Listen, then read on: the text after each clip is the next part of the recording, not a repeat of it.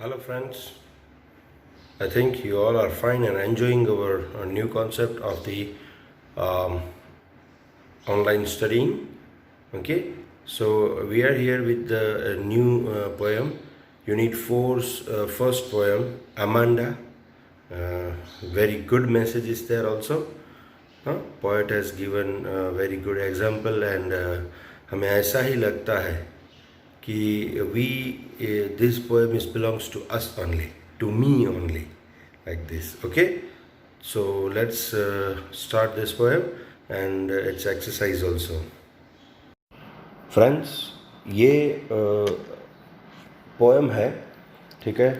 बहुत ही अच्छी पोएम है। एक्चुअली मैंने आपको पहले ही बताया था, एक दो वीडियो आपने शुरू के मेरे देखे हों तो, कि आपकी ये टेक्स्ट बुक मुझे बहुत अच्छी लगती है, क्योंकि इसमें ना सिर्फ हमें नॉलेज मिलता है 10th स्टैंडर्ड के लिए, मार्क्स गेन करने का बहुत ही अच्छा बुक है, लेकिन इसमें हमें जीवन शिक्षण, it means life skill, we are getting more messages of life, how to live a life, how to bear everything, okay, how to carry everything. These are the things we can understand from this stanza or from the poem. Okay, so this is one of them. And Robin Klein, the poet, Australian poet, she is very famous in Australia in English literature also. And she has won many awards of her movies and dramas and poetry also. She is still alive. 28th February 1936, born in Australia, and nationality is also Australian. She has given much more of his talent to the English literature. Okay, तो हम इनका जो एक बहुत ही beautiful poem जो हमें message देता है, इसीलिए that is why these things are added to your 10th standard syllabus, because you all are mature kind of personalities now. You are the youth who can understand the things, what to do, what not to do. Okay, so Robin Klein is the poet of this poetry, and we are starting poetry Amanda. We all are knowing that in our each and every poem or read, before you read जो है वो आता है, तो इसमें भी है। तो जो ऑरेंज कलर का बॉक्स है आपके टेक्स्ट बुक के पेज नंबर 61 पे, वो हम पढ़ते हैं। Every child feels that she or he is controlled and instructed not to do one thing or another. हम हर बच्चे को ये लगता है कि अगर वो गर्ल है या तो बॉय है, वो कंट्रोल है, वो इंस्ट्रक्टेड है। हर बार उसको ये इंस्ट्रक्शन दी जाती है कि क्या करना चाहिए, क्या नहीं करना चाहिए। हाँ, you too may feel, okay, you too may feel that your freedom is curtailed. आप भी शायद ऐसा ही, ये आपको बोल रहा हूँ, रॉबिन क्लीन भी तो यही बोल रही हैं, और मैं भी आपको ये बोल रहा हूँ कि आप भी ऐसा ही सोच रहे होंगे, फील कर रहे होंगे कि हमारे मम्मी डैडी हैं, हमारे टीचर्स हैं, जो हमारे एल्डर्स हैं, they all are restricted us, controlled us, और at least instruct us each and every time that we have to do this and we don't have to do this. So you are feeling that na? Okay, yes, fine, but write down some of the things you want to do. ये एक बहुत ही अच्छा exercise है. You should write it down, that what you are willing to do. Okay, but your parents, your elders do not allow to do. अभी आपको mobile पे सबसे ज़्यादा, ये जब लॉकडाउन हुआ है तब से, कि भाई मोबाइल पे आपको पढ़ना शुरू हुआ है ऑनलाइन, ठीक है, पढ़ाई आपकी ऑनलाइन है, और आप जब सोशल मीडिया पे होते हो उसकी जगह पे, या तो गेम्स खेलते हो, तो सबसे ज़्यादा अभी कंट्रोल्ड आप इसमें हो, ठीक है ना, समझ रहे हो ना मैं क्या बोल रहा हूँ। तो एक थिंग तो अगर आप लिखना चाहते हो तो ये लिख सकते हो, ठीक है। You to read the poem aloud, form pairs, each reading alternate stanza, you are in for a surprise। अगर आप दो जन की पैर करके ये पोएम रीड करोगे, एक दो जन क्यों, क्योंकि एक जो है इसमें नीचे जो स्टांजा दिए गए हैं, हाँ, इस पोएम में वो एक्चुअली 7 स्टांजा है, ठीक है। तो जो पहला है और दूसरा उसका आंसर है, या तो विलिंगनेस है कि पहला जो है वो इंस्ट्रक्शन है, वो रिस्ट्रिक्शन है, वो कंट्रोल है, और दूसरा जो है वो चाइल्ड की, एक बच्चे की फीलिंग है कि ऐसा करना चाहिए और ऐसा नहीं करना चाहिए, मुझे ऐसा करना है, ठीक है। और जो लास्ट में है वो उसका पूरा जो है उसका निचोड़ है। इन ब्रैकेट जो है वो एक बच्चे की फीलिंग है। अमांडा एक कैरेक्टर यहाँ पे रॉबिन क्लेन ने बनाया हुआ है, और उस कैरेक्टर की हेल्प से हमें आप स्पेशली आप बच्चों को ये बताने की कोशिश की है कि व्हाट टू डू और व्हाट नॉट टू डू, ठीक है ना। तो इस तरह से हम वही करते हैं, ठीक है। चलिए देखते हैं और आगे पढ़ते हैं। दो जन अगर आप एक्टिविटी करते हो क्लास में जब हो तो we should do like this, okay. तो चलिए हम इस पोएम को स्टार्ट करते हैं। अमांडा एक गर्ल है और उसके जो पेरेंट्स है या तो उसके एल्डर हैं वो उसको बोल रहे हैं, don't bite your nails Amanda, आपके जो नाखून हैं, which nails you are having at your hands finger, okay, don't bite them, उनको कट मत करो। ये कुछ बच्चों की बैड हैबिट होती है कि वो नेल कटर से nails by the time cut नहीं करते और सिर्फ मुंह से, दातुन से, अरे सॉरी दांतों से, by the teeth only, this is the bad habit, okay।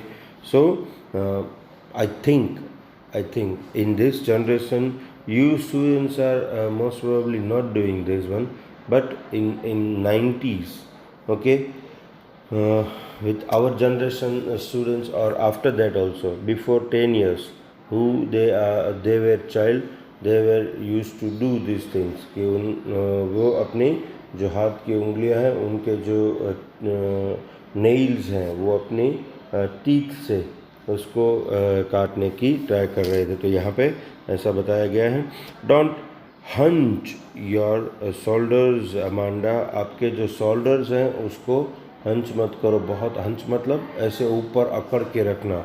बहुत सारे बच्चों की ये हैबिट हुआ करती है कि वो जब कुछ काम करते हैं उनको पता नहीं चलता है, अपनी जो नेक है उसको शॉर्ट करके जो शोल्डर्स हैं उनको बहुत ही टाइट ऊपर की तरफ होल्ड करके रखते हैं। It will hurt, you know, muscles pain हो जाता है। बहुत सारे बच्चों को ये प्रॉब्लम हो जाती है, ये हैबिट होती है ऐसी। Stop that slouching and sit up straight. Yes, this is the thing. So many children, they are having the habit by sitting slouching.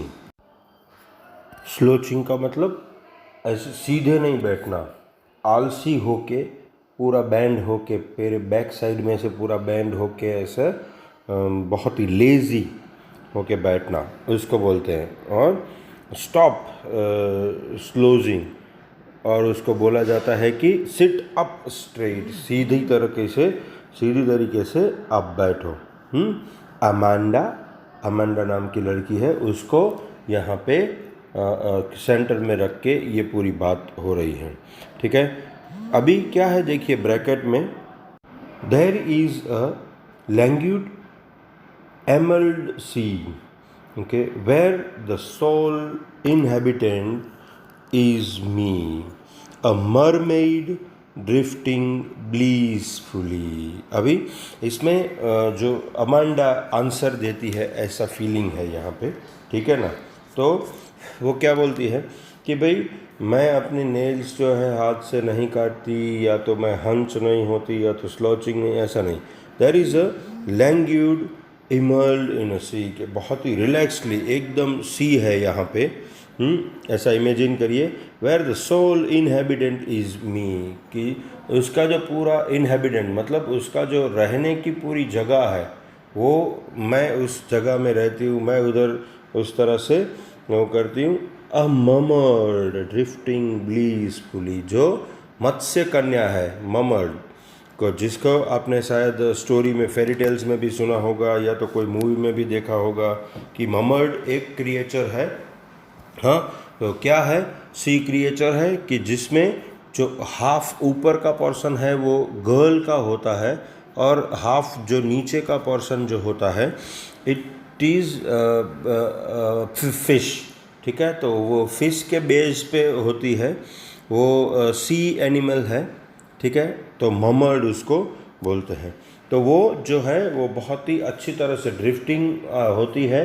किस तरह से? ब्लीसफुली, जो जॉय के साथ, एन्जॉय के साथ. तो अब शायद ये आंसर आता है कि आप इतनी सारी चिंता मत करिए, मैं इस तरह से जो ममर्ड होती है, हाँ, वो इस तरह से फ्रीडमली जीना चाहते हैं कि भाई कोई कंट्रोल नहीं, हाँ, और जो भी कोई इंस्ट्रक्शन नहीं, आप हमें फ्रीडमली ममर्ड की तरह, मत्स्य कन्या की तरह हमें जीने दीजिए. Did you finish your homework Amanda? Did you tidy your room Amanda?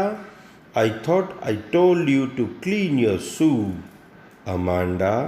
तो फिर से ये इंस्ट्रक्शन, हाँ, आप बच्चों को पेरेंट्स की तरह ये इंस्ट्रक्शन, पेरेंट्स की ओर से ये इंस्ट्रक्शन मिलती रहती है, आपके एल्डर्स की तरह भी ये इंस्ट्रक्शन मिलती रहती है कि भाई आपने आपका होमवर्क फिनिश किया है, आपने आपका जो रूम है वो अच्छी तरह से टाइट किया है, इट मीन्स अरेंज कर दिया है.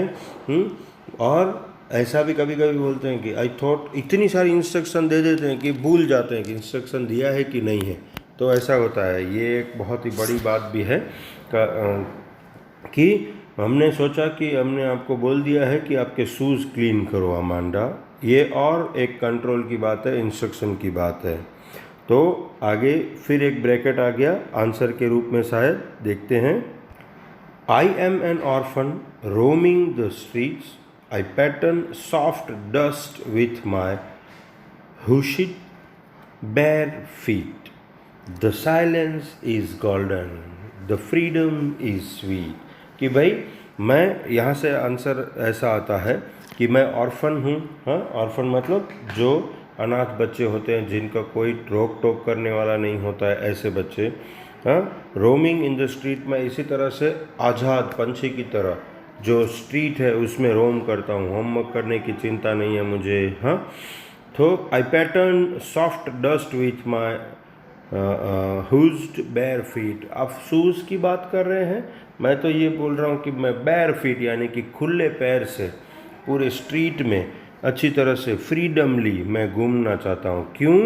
क्योंकि जो साइलेंट है वो मेरे लिए गोल्डन है. ये पूरा कंट्रोल या इंस्ट्रक्शन जब आता रहता है वो मुझे अच्छा नहीं लगता है. जो पूरी साइलेंट है वो मुझे अच्छी लगती है, मेरे लिए गोल्डन है. द फ्रीडम इज़ स्वीट, मुझे जो फ्रीडम है वो बहुत ही अच्छी लगती है. Don't eat that chocolate Amanda, remember your acne Amanda, will you please look at me when I am speaking to you Amanda. ये आपको लगता है कि कभी कभी आपके साथ होता है? अच्छा, रोज़ होता है? मुझे ऐसा सुनाई दिया, आप लोगों ने बोला सर ये तो रोज़ ही होता है, कभी कभी क्या. हाँ, तो चलिए आगे बढ़ते हैं कि भाई आपको ये इंस्ट्रक्शन मिलती रहती है कि डोंट ईट दिस चॉकलेट. आप जब बच्चे हैं तो आपको चॉकलेट बहुत ही अच्छी लगती है. तो ऐसा इंस्ट्रक्शन मिलता है, कंट्रोल होता है आपके ऊपर कि ये चॉकलेट आप मत खाना. अभी चाइल्ड में से आप जो है वो यंग हो रहे हो, यूथ में एंटर कर रहे हो, तो आपके एक्ने, इट मीन्स जो आपके पिंपल हैं वो भी आपको याद रखने की इंस्ट्रक्शन मिलती है. और दूसरी और बहुत ही इम्पोर्टेंट बात ये कि जब आपको आपके एल्डर्स या तो आपके जो पेरेंट्स हैं या तो आपके टीचर्स हैं आपको कंट्रोल करते हैं या तो इंस्ट्रक्शन देते हैं तो आपको अच्छा नहीं लगता, इसलिए आप आपका जो फेस है वो हेड डाउन करके या तो आईज हैं वो दूसरी जगह पे आप फेर लेते हैं। Then so this is the thing that will you please look at me, मेरे सामने देखो। I am speaking to you when I am speaking to you, जब मैं आपसे बात करता हूँ तो मेरे सामने देखो, ऐसा मुंह मत फेरो, इग्नोर मत करो अमांडा, है ना। ऐसी इंस्ट्रक्शन मिलती रहती है ना आपको, रोज़ मिलती हैं। अरे क्या बात है, कोई बच्चा ऐसा हो तो मुझे बताना हाँ कि सर नहीं मुझे ऐसी इंस्ट्रक्शन नहीं मिलती है, मैं फ्री हूँ, मैं आज़ाद हूँ। वो भी एक डेंजरियस बात है। हाँ?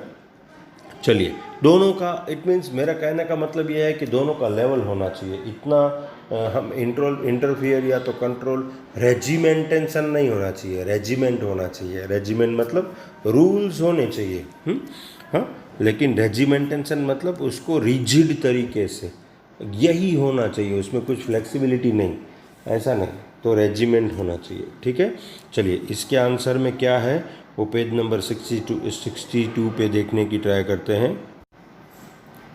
I am Rapunzel, I have not a care. Life in a tower is tranquil and rare. I will certainly never let down my bright hair. अब ये उसका आंसर के रूप में है कि वो भाई उनको बोला गया कि भाई मेरे सामने देखो और चॉकलेट मत खाओ और आपके पिंपल देखो, तो वो क्या रिप्लाई होता है वहाँ पे, आई एम रपुंजल, मैं एक परी हूँ, रपुंजल हूँ, फेरी टेल्स हूँ, है ना। फेरी टेल्स में आपने गर्ल्स ने शायद ज़्यादा देखा होगा, उनको ज़्यादा पता होगा। I have not a care, मुझे केयर करने की ज़रूरत नहीं है। Life in a tower is tranquil and rare, मेरी ज़िंदगी कैसी है, ट्रैंक्विल मतलब एकदम काम, कूल, पीसफुल और रेयर है, सबके कॉमन नहीं है। मुझे पिंपल्स नहीं होते हैं, सब लोग ऐसा सोचते हैं ना, मुझे कुछ नहीं होगा, मुझे जाने दो, बारिश में मुझे नहाना है, मैं आज ये आइसक्रीम खाऊंगी, चलो कितनी भी ठंडी है, मैं कितनी भी गर्मी है तो सीधा फ्रिज कोल्ड वाटर है वो मैं पी लूँगी, मैं रेयर हूँ, मैं रपुंजल हूँ। सब लोग सब अपने आप को, है ना, क्या बोलते हैं, सब गर्ल्स अपने आप को रपुंजल समझती है और सब बॉयज़ जो है वो 007 जेम्स बॉन्ड समझते हैं कि हमें कुछ नहीं होगा। ठीक है ना। तो इस तरह से सब कुछ होता है, लेकिन पिंपल्स भी सबको होते हैं, कोल्ड भी सबको लग जाती है, फीवर भी सबको आता है, तब जेम्स बॉन्ड और रपुंजल वो सब कहाँ चले जाते हैं। तो बहुत ही ब्यूटीफुल वे से ये क्वेश्चन आंसर के तौर पे ये हमें समझाने की कोशिश यहाँ पे रॉबिन क्लेन ने की है। तो लास्ट स्टांजा देखिए क्या कहने जा रहा है ये पोएम का। Stop that sulking at once, Amanda. You are always so moody, Amanda.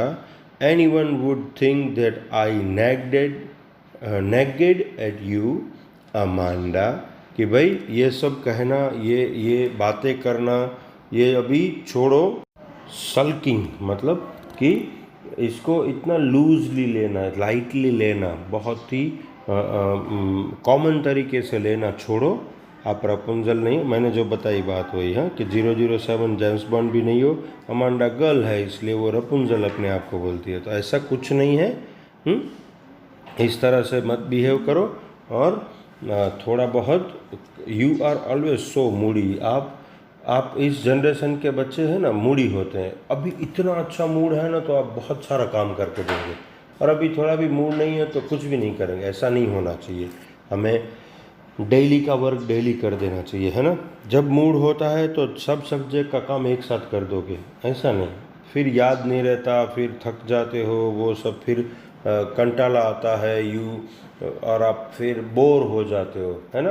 तो it is not that, everyday का काम एवरीडे करो, पूरे दिन में चेंज मिलना चाहिए, इस तरह से होना चाहिए। हाँ, anyone would think that I nagged at you, मैं कोई अगर सोचता है, उसको ही बोलती है अमांडा, कोई उसकी ममा या तो जो पोएट हैं वो बोलते हैं कि भाई कोई अगर ऐसा सोचता है, इट मीन्स कि आप खुद कि अगर ऐसा सोचते हैं कि हम आपको नेगेट यानी कि डिस्टर्ब करते हैं, या तो टीजिंग करते हैं, या तो आपको कंट्रोल करते हैं, रोक टोक करते हैं, तो it is not like that, ठीक है ना।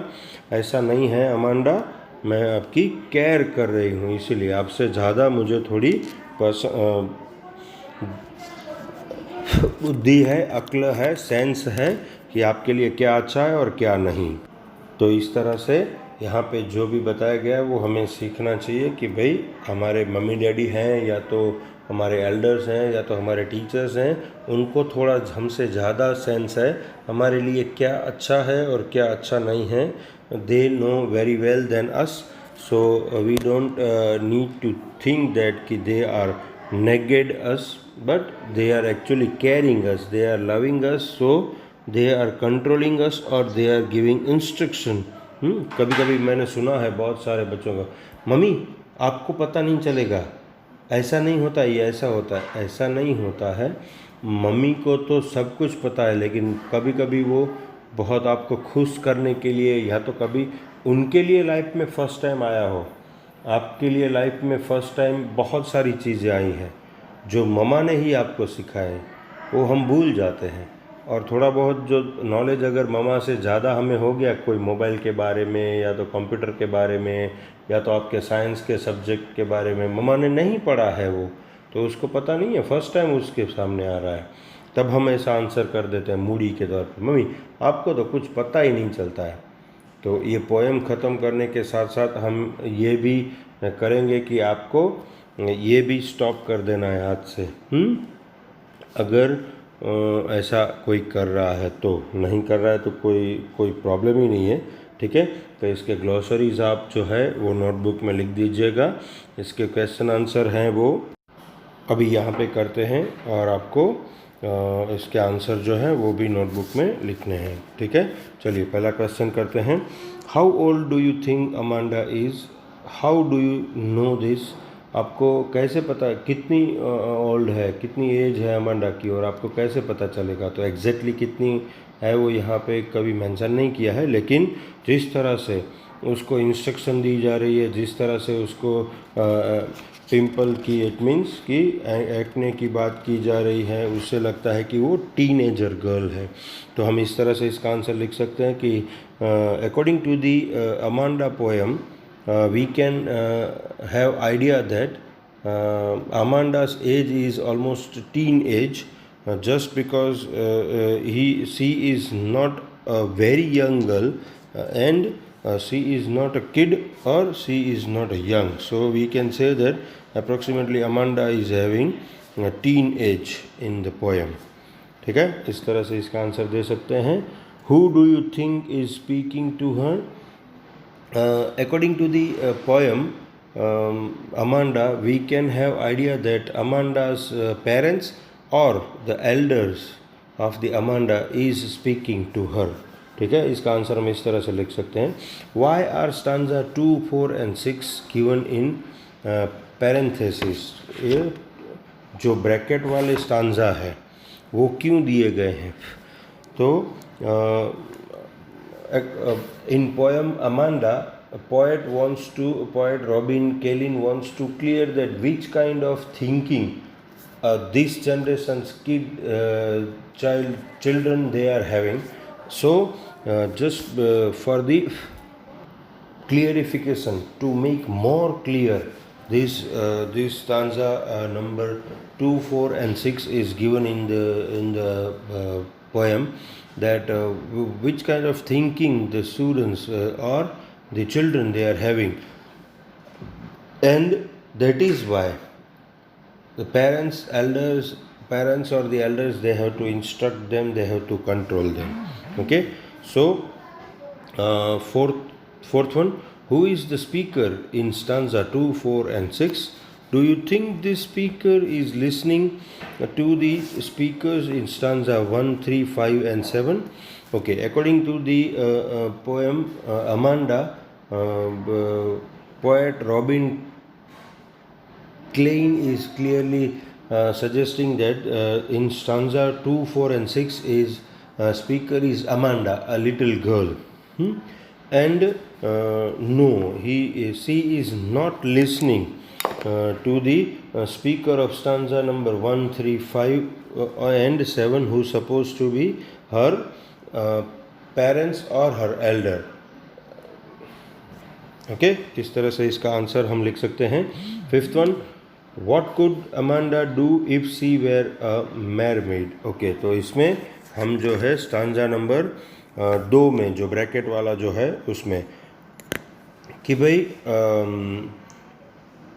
in poem Amanda, in stanza number 2, it's clearly mentioned that if Amanda is mermaid, then she wants to make her inhabitants in sea and she should be languid. It means relax. She should be stay there relaxedly and drifting blissfully. Okay इस तरह से हम इसका answer लिख सकते हैं. वो 3 जो लाइन है उसका 2 सेंटेंस बना के हम इसके आंसर लिख सकते हैं. Sixth one, is Amanda N orphan. Why does she से सो. I am thinking that Amanda is not orphan because her mother or her father, it means parents or elders, they are caring, they are controlling her. Even though she is telling that she is orphan, by saying this that she is orphan, she wants some kind of freedom. She wants more freedom than what she is having now. Okay इस तरह से हम इसका answer लिख सकते हैं. Seventh one, do you know the story of Rapunzel. Why does she wants to be Rapunzel.